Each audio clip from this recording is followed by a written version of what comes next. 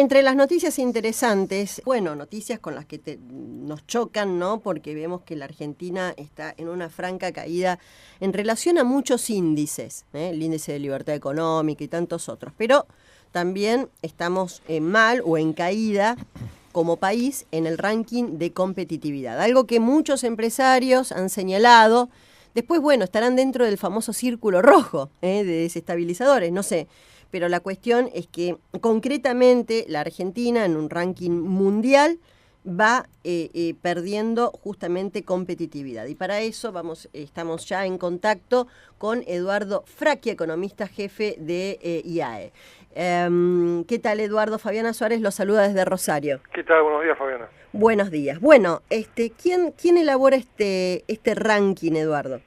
Es un ranking que lo elabora una institución que se llama World Economic Forum, WEF, que es un relevamiento que se hace a 148 países, en los cuales se trata de hacer un posicionamiento de competitividad, entendida la competitividad no por el lado del dólar, del tipo de cambio, sino como bien sistémica, ¿no? O sea, preguntan por tecnología, educación, salud, gobierno, mercado laboral, o sea, una mirada general con la idea de que los países que son más competitivos se piensa que van a crecer más a futuro, ¿no? Claro, claro. Y ahí en qué lugar de la tabla estamos. Estamos, digamos, sobre el final, porque éramos 85 hace 2 años, el año pasado pasamos a 94 y ahora estamos 104, ¿no? No hay que ver estos números como que una verdad revelada, obviamente, porque es un ranking, como todo ranking, es una cosa muy subjetiva porque tiene elementos de percepción de los empresarios, pero la tendencia es lo preocupante, que venimos bajando posiciones, ¿no? Totalmente. Claro. La veo a Venezuela, me parece cerca, y a Bolivia. El vecindario es un vecindario más complicado, ¿no? Porque antes, en la época de la convertibilidad, estábamos en mitad de tabla y fuimos cayendo, y ahora yo creo que se agrava el descenso porque como la macroeconomía se enfrió, entonces los últimos 2 años yo creo que nos castiga también la macroeconomía, y en estos índices pondera mucho lo que podríamos llamar clima de negocios, ¿no? Claro. Es un índice muy de atractividad de la inversión, clima de negocios, libertad económica, entonces toda la parte institucional, intervención de la economía, regulaciones, eso nos castiga mucho, ¿no? Claro, para entender un poquitito más, que me quedó alguna duda en cuanto a cómo se arma este índice. Digamos, hay una parte subjetiva, que a lo mejor es la ponderación de empresarios, o de, no sé, a lo mejor se los consulta a algún analista o a periodistas, o no sé. No, son 120 empresarios y ejecutivos que reciben un sobre con una encuesta que es enormemente amplia.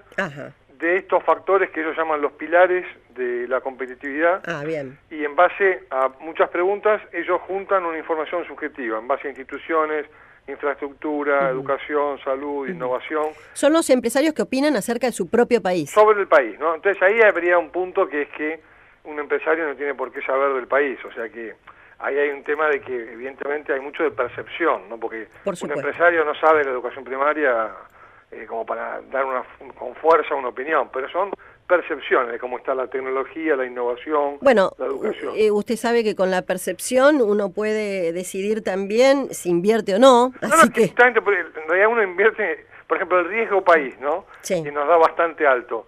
Tiene un poquito que ver con esto, porque por deuda tendríamos que tener muy bajo riesgo país. Pero por percepción, Argentina es menos confiable en los últimos años y tenemos un riesgo país muy alto, ¿no? Claro, esto también... Son datos duros, o sea, además de la parte subjetiva, después se juntan los datos duros, producto bruto, desempleo, tipo de cambio, y de ese mix, de la caja negra, sale el indicador. Bien.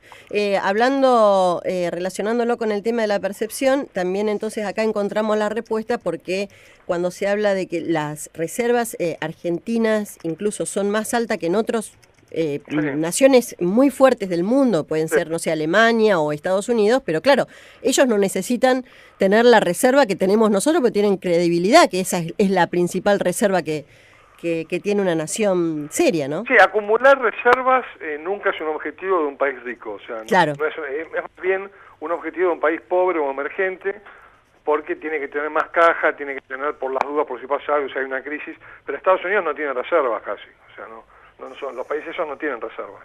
Claro, dentro de de estos indicadores, ¿qué es lo que nos da peor? ¿Cuál es? Era muy mal es todo el bloque de instituciones. Por ejemplo, si 148 es el peor número en lo que se llama derecho de propiedad, es 145. Entonces ahí uno podría pensar AFJP, YPF, Sí. ese tipo de cuestiones, LAN, aunque LAN no estaba todavía cuando se hizo la encuesta, ¿no? Eso nos da muy flojo, ¿no? Confianza en políticos da el peor país del mundo. Por uno no somos el peor, somos el número 147 de acá, en confianza en políticos, ¿no? Increíble. Pues da flojo infraestructura también, Claro. todo da bastante mal, en todo que sea calidad de infraestructura, caminos, ferrocarriles. Entorno macroeconómico da un poco mejor, pero números feos en general. Y bueno, innovación da un poquito mejor, da 90 sobre 148. O sea que en general en toda la línea tenemos indicadores criticables, pero como ocurre siempre, esto es un índice que me parece que no hay que tomarlo, si bien acá en el IAE somos los responsables de hacer la encuesta, como una verdad sagrada, porque hay que complementarlo con otras cuestiones.